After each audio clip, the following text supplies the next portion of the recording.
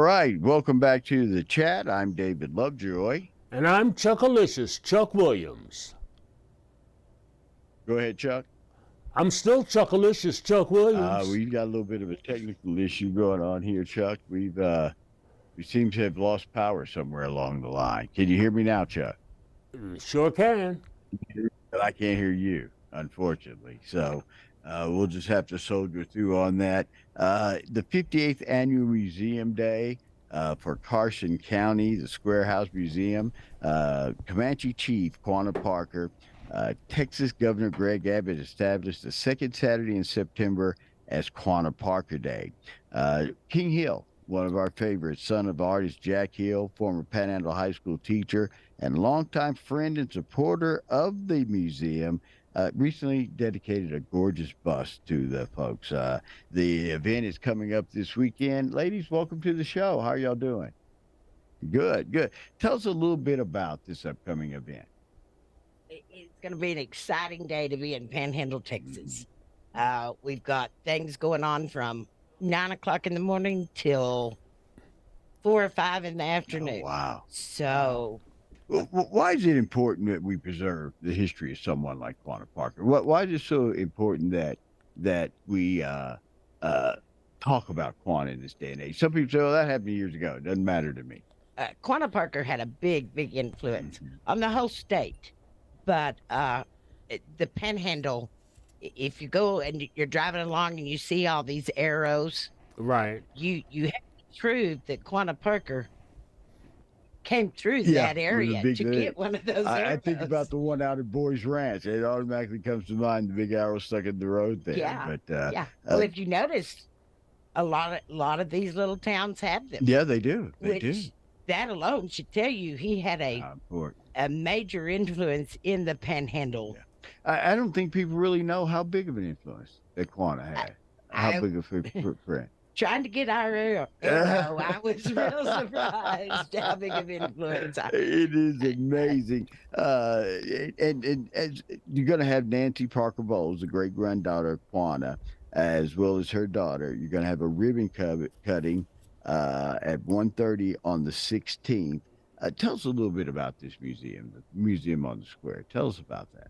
Well, it is the hidden gem. Mm-hmm.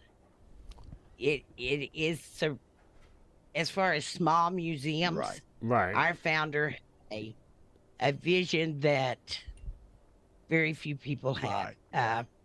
She is honored every year at Texas Association of Museums. They have a award that is given for what's the people that have vision. Yeah. She has helped not only did she found ours, but she helped so many of these other little museums get started. Yeah. And she just and that's a big thing about it is, we have, of course, Panhandle Plains Museum. We have other museums here in our community, but each community has a different story, doesn't it? Yes, sir. It sure does. It sure does. It makes a big difference. It's going to be a ton of fun. Barbecue fundraiser for the museum from 11 to 1 at the County Ag Barn. There's going to be street vendors. The choir will sing at 2 p.m., followed by the ribbon cutting and dedication. Educational outreach programs featuring artifacts from the museum. And that's probably the toughest thing that any of us have to do, getting the next generation interested in their history and being a part. The Square House Museum, that's a big emphasis for you guys. Yes, sir. Yeah, for the museum. We have our educator. I have our educator with here. us. How are you doing today, ma'am? Come Doing on great. in. Come scoot over there a little bit closer. So the education in Square House, why is that such a big program, important that we carry that legacy on? It's very important that the current and the future generations know the impact and the work that their ancestors put in to establish this area. We highly focus on education at the museum. We have a great educational program where we get to go into the classrooms and take artifacts and teach these kids hands-on about their history. That's a neat thing. And you said the key word, hands-on. Today's kids are interactive. Right. Just giving them a book really doesn't work for those kids. No, they like to be read to, but they do like to touch it all while they're being read to. They want to be interactive with it. And that's how we extend that learning and are able to connect with them through hands-on interactive learning and the tie to themselves. You know, Now, I most know after Hill, there were two of those busts of Quanah Parker. He dedicated one. He gave one to the Amarillo International Airport Yes. that's on display. What does that impact does that have on your museum getting a piece of art like this? Is this a big deal for you guys? Oh, it is awesome. Mhm. We love King Hill. He's a huge benefactor for our museum. Always supporting us, especially supporting me in the educational department. And it was really important for him that we had that because we showcase that to our students and to carry on that legacy. Yeah. We have two busts up there right now. We have Quanah as a statesman and as a warrior Oh, wow. that will be ribbon cutting on next Saturday. Next Saturday. I think that's the big thing that interests people about Quanah Parker is the two sides of it. He was a fierce chief. He was Right. a fierce warrior. But when times changed, he adapted and changed too. He was did. very instrumental in bridging that gap.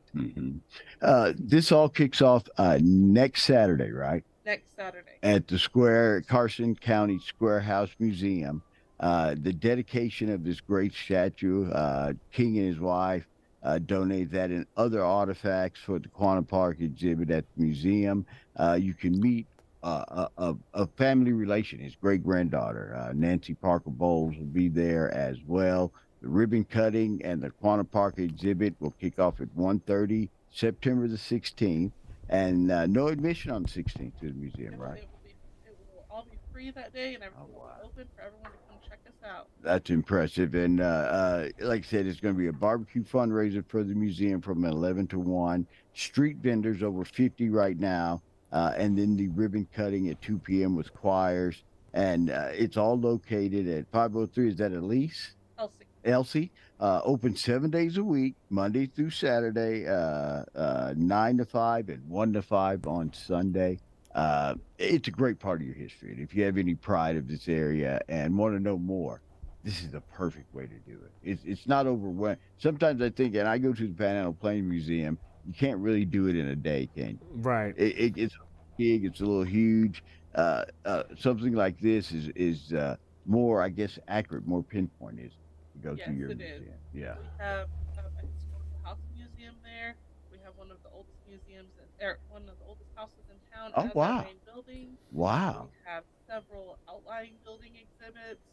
We have a caboose Oh, that wow. the kids love. No. And we also have a historical church. Yeah.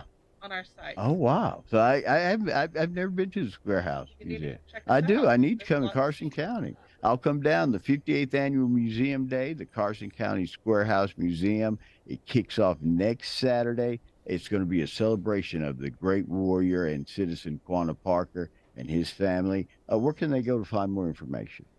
Check out our Facebook page, Square House Museum, and there's a link to our website on there as well. All right. And don't want to miss it. Mark it on your calendars. We'll put this information up on our website. It is the Carson County Square House Museum and establishing as Quanah Parker Day, September 16th, right there. Don't miss this event. We're going to take a quick break. We're back with more chat right here on Newsday Amarillo and News Channel 10-2.